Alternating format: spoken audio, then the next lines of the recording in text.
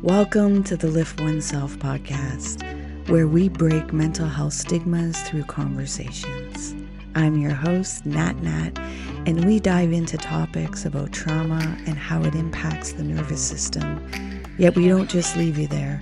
We share insights and tools of self-care, meditation, and growth that help you be curious about your own biology. Your presence matters. Please like and subscribe to our podcast. Help our community grow. Let's get into this. Oh, and please remember to be kind to yourself. Welcome to the LiftOneSelf podcast. Susan, I'm so thankful you're here with me. Great to be here with you, Natalie. Will you join me in a meditation so that we can sync our hearts and our breaths together to come into this conversation? Yes, definitely. And for the listeners, because it could be audio, as long as you're not driving, you can do the prompts. If you are driving, then just don't close your eyes, but you can follow the prompts that I'm leading. So I'll ask you to close your eyes and begin breathing in and out through your nose. And allow your awareness to watch your breath go in and out through your nose. Don't try to control your breath. Just allow your awareness to watch it go in and out. Be aware of any tension or any sensations or feelings that may be coming up in the body. Let them arise. You're safe to feel. You're safe to let them go while still staying with your breath. Keeping your awareness on your breath and allowing yourself to drop into your body, into the present moment.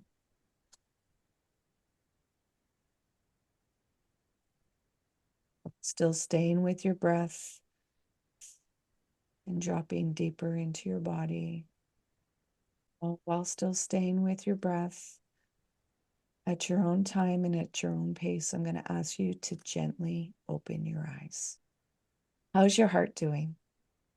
My heart's doing great.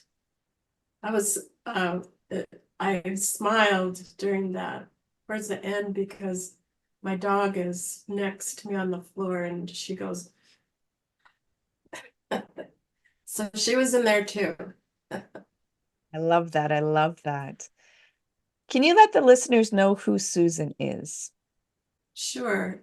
I am a person who's been very interested in how we can transform ourselves through all the different experiences that we have. So most of us have experienced some kind of trauma, and also we have familial or generational trauma, and how we're transforming consciousness at this time on the planet, and how all of that goes together with our physical healing and our mental emotional healing, and expands us into our inner connection through our heart, and also our awareness of the world as a bigger place than most of us have been acculturated into, that it is an expansive place where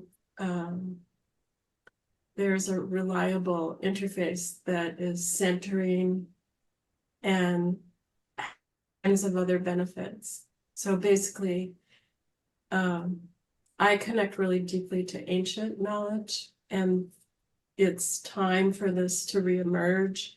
And many indigenous cultures already have, in the parts of those cultures that have continued, they continue to use those practices.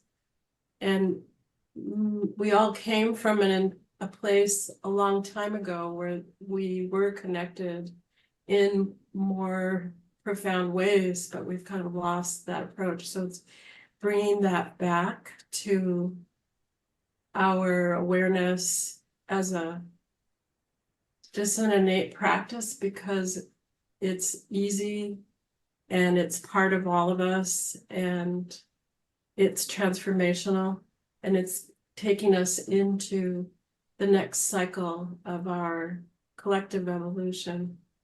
Thank you for that. You stated ancient wisdom. So for the listeners that may not understand that, can you explain it a little bit more?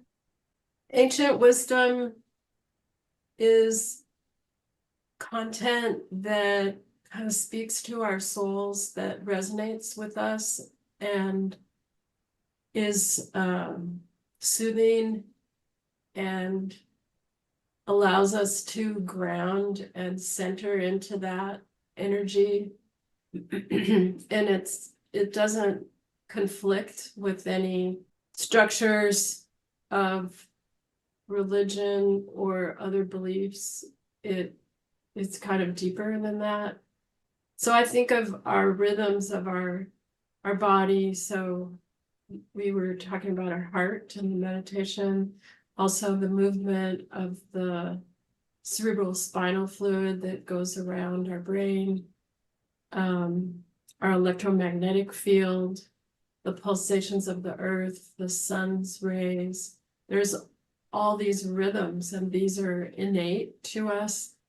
And the rhythms are also kind of patterns of frequency. And so when we sense those patterns that are, that we feel them, they feel heart-centered rather than chattery in our mind, so that the ancientness is something that was used around the world, but also we can connect to it because it has that resonance through the patterns, through the rhythms that we are innately connected to, like the waves of the ocean going in and out. You mentioned at the beginning about trauma. And yeah, before we started recording the podcast, you mentioned that you had created something online during COVID in regards to sound. Can you let the listeners know a little bit more about it? Sure. So a long time ago, I was probably 30 years ago at least, I was introduced to using certain rhythms to access states of consciousness.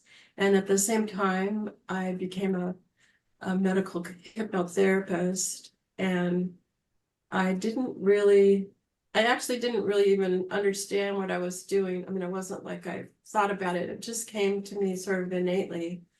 And I used those rhythms with different populations. So I worked with people who had cancer and immune compromised illness, and I worked with people in treatment that had mental health diagnosis, they had trauma, they were in recovery.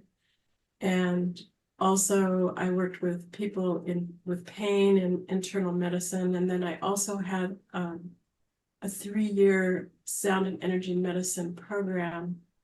And I use those same rhythms with all those different groups with these incredible responses. So the people in the energy medicine training program had many different kinds of spiritual awakening experiences, people who had near-death experiences, and the benefits that they gained from using this method was really significant. And it was later when I was working in internal medicine that I designed research for people with pain, because I wanted to see how effective it would be for them. And they also had really significant responses to listening to these sound patterns. And then during the pandemic, probably like a lot of us, I was on social media more, and I kept seeing and reading kind of the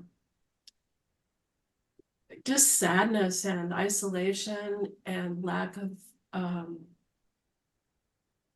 appropriate diagnosis, and methods that are outside the traditional model.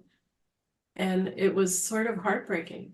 And I realized that I could take the programs that I had been doing with people live and put them into online programs so that people could go through a series of protocols with the sound, because what happens to us, so when we're in ordinary consciousness, where it's a hypervigilant state in our brain, so we're on alert, and we take in content differently. So when we change, like in the meditation, we sink deeper into our awareness, and that's a profound state to take in and process, and also take in different protocols for, well, we'll just call it transformation. So that was the kind of the evolution of how that all transpired. Yeah. I deal with the nervous system, so I let people know, it's understanding your nervous system and when it's in fight, flight, freeze, or fawn modes, and understanding that trauma has a significant impact of wiring your nervous system in that hypervigilant. And so in that, there's a lot of disassociation.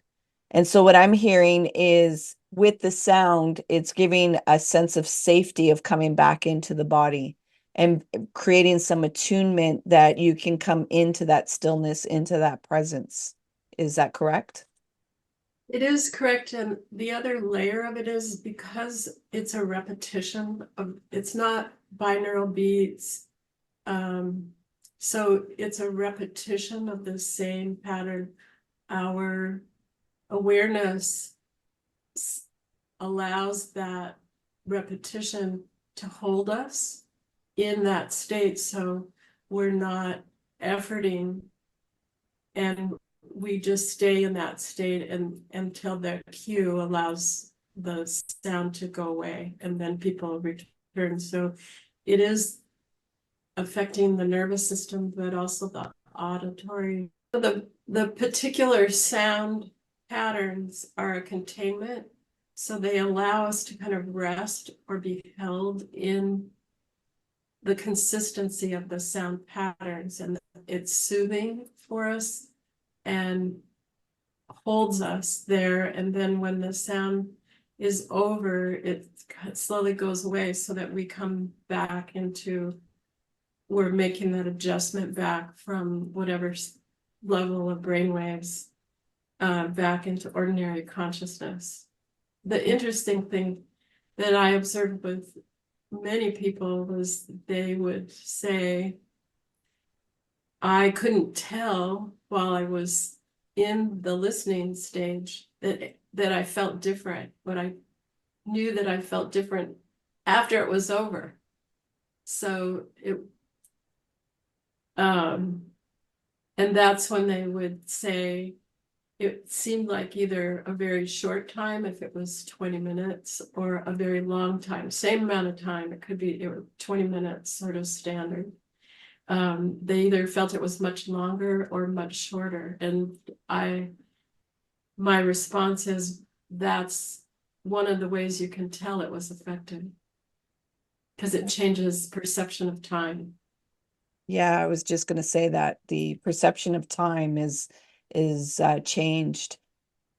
Have you used this sound in your own personal life? And if you have, what have you experienced in that? All the time. And I use it to access, I would just generally speaking, guidance, and specifically stating an intention or a question, and then allowing unfolding to occur. I would say that might be a little more advanced in that it's important for people who are just starting with it to get a kind of a familiarity with the how it works, and there's different steps, because I wouldn't I don't advise doing deep work unless there's use of protocols of grounding, because I think that's really critical to integration and being present and being able to process and being in the body as well. Because I was going to ask, it sounds like there can be some emotions, and as I explain to people, trauma, replace it with energy. So there's energy that's in the body that can get stuck and lodged, and it just grows. And so the sound therapy is sounding that there is allowing a somatic release with the body that they may not even be aware of in the moment of accessing the sound, but afterwards they're feeling the impact of that process. Are people explaining how they're able to interact with their emotions or interact with their body in a different way from accessing these sound therapies? I would say not in the way like they wouldn't say, yes, I'm able to process my emotions. It wouldn't be so direct, but it comes out in other ways, I suppose, where people say, I love you, or you saved my life, or something like that. So because it's really different than therapy, traditional therapy, or other approaches. It's more settling in to just inward and allowing the resilience development to occur by accessing those other states. What is it that you would like with this sound therapy? How would you like to see it in the world? I like to see it blossom and take off because it's a non-invasive personal method, and it's also really beneficial for people to do it in groups, so that creates another social engagement level of connection from feeling isolated. And so to me, it has many applications, meaning you can use it on a personal level as well as in a group. And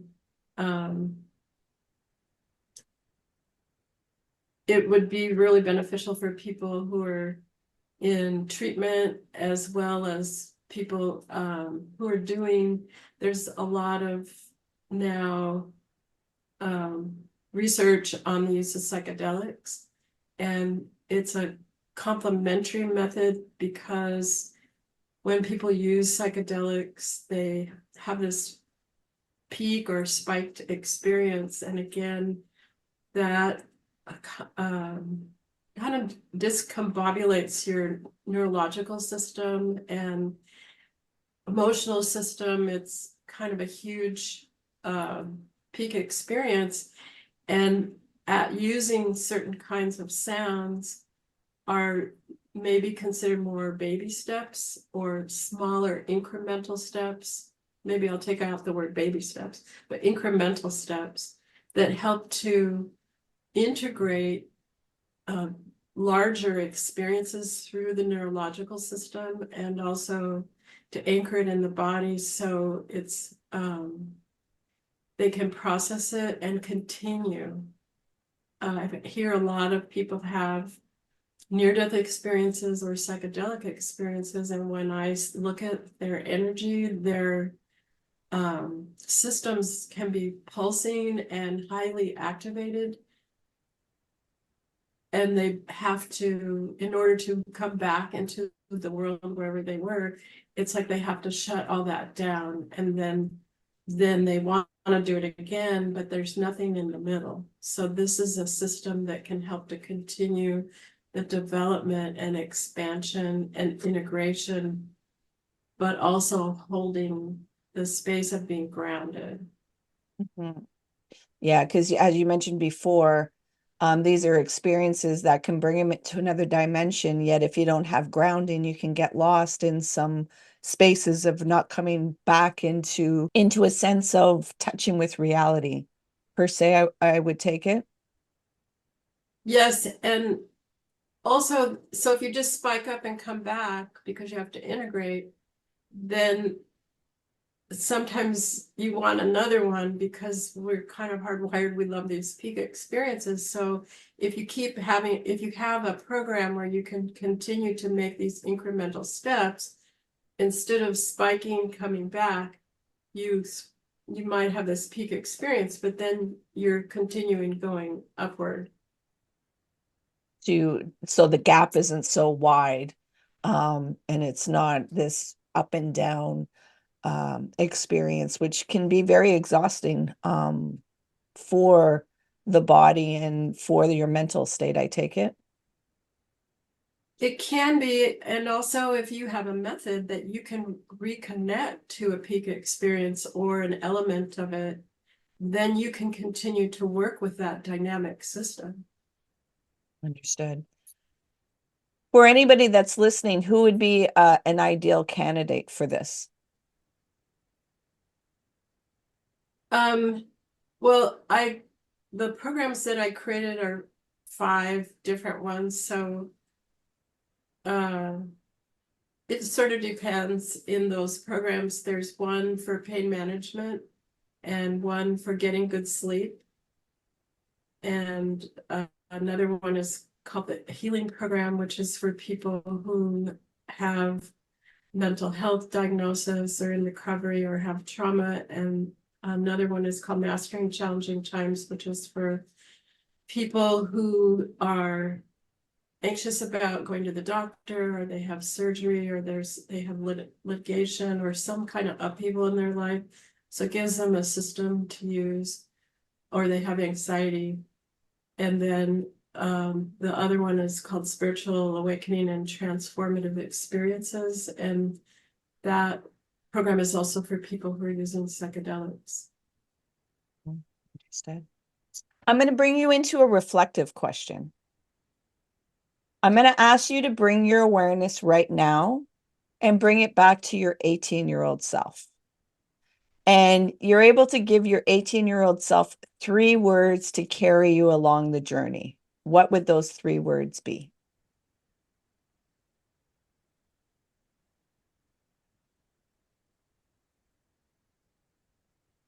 Stay in your heart. That's 4 words. Yeah. And why is that?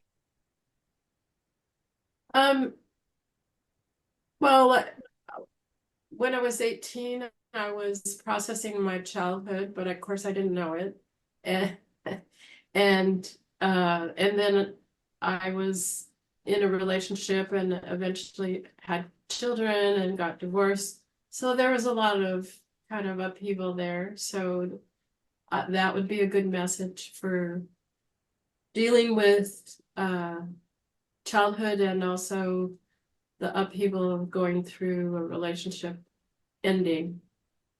Where can the listeners find you? My website is the number 3 melete.com. Yeah. And what are the services that you provide? Well, I have those 5 programs and coming. So if somebody really wanted to connect with me, they could through the 3 Melete site. What is something that you would like to leave with the listeners? That our transformation, what's happening on the planet, in my awareness right now, is that there's been an acceleration of healing, that this is a time that we can heal our own traumas and also familial traumas, as well as accelerate our consciousness. And we're in a time of shifting out of, there's been kind of an ironclad hold on staying in the vigilant state of consciousness, and it's really killing us, because it actually is an underlying cause of many physical illnesses. The most common killers: heart disease, diabetes, cancer, immune-compromised illness, and then mental health disorders like anxiety and depression and schizophrenia and some bipolar disorders. And So that's one layer of it. And then the other layer is that we just can't, we're not thriving when we stay in one level of consciousness. So when we shift out, as you were mentioning, when we kind of reconnect into our nervous system and change how it responds, and we shift out of ordinary consciousness, we are allowing ourselves to go into a healing state and also connect inside and develop and expand our inner awareness. And those are evolutionary changes that also create insight, intuition, creativity, problem solving. And those are developmental to our whole beings and give us tools for managing and going in to the changes that are going on as a collective that will anchor us more into our hearts and for compassion and kindness too. So the benefits are very profound, and that shifting over into those states are they're actually very easy. We just have forgotten. So it's just remembering. Do you have any questions? I do. I'm curious to know more about your work with the nervous system. So I call it energy healing. It's really understanding your biology. I don't think there's enough education and awareness of understanding how the nervous system works and how certain experiences can change how we perceive and how we interpret and how we engage with our emotions. And then what kind of language that you've created towards yourself to suppress those emotions and push them away. So it's being able to create safety, which a nervous system needs to be able to regulate. So if it doesn't have safety, it's going to go in hypervigilance, always looking for safety on the outside. So it's helping people to come back into their body, have an embodiment by feeling the emotions, releasing them, and creating that safety within themselves and coming into presence, where presence has all of the answers and solutions. And we're always in the now, yet a lot of times we get stuck in our head, or we're going into the past or future to try to control or, relive something. Yet coming into that stillness and going into higher dimensions requires being in the now and being able to have a regulated nervous system. I like it. I like it. Because essentially that's what the sound does. It's creating that containment of safety. Yeah. Well, thank you so much, Susan, for being a guest on the podcast. And for any of the listeners, her information will be in the show notes where you can contact Susan. Are you on any social media platforms? I'm on Pinterest and YouTube, and I just started a new YouTube channel, which is 3Milite Sound Healing. So there's going to be 2 videos up there shortly after we're done here. Right. So, and I have something on Facebook, but it's very minimal right now. Yeah. Okay. So I'll make sure to link that all on the show notes of the podcast. But thank you again for sharing Thank you. your lights and your services out in the world, because it's very needed. Thank you for your work too. You're very needed. Thank you. Please remember to be kind to yourself. Hey, you made it all the way here. I appreciate you and your time. If you found value in this conversation, please share it out. If there was somebody that popped into your mind, take action and share it out with them. It possibly may not be them that will benefit. It's that they know somebody that will benefit from listening to this conversation. So please take action and share out the podcast. You can find us on social media on Facebook, Instagram, and TikTok under LiftOneSelf. And if you want to inquire about the work that I do and the services that I provide to people, come over on my website, come into a discovery call, LiftOneSelf.com. Until next time, please remember to be kind and gentle with yourself. You matter.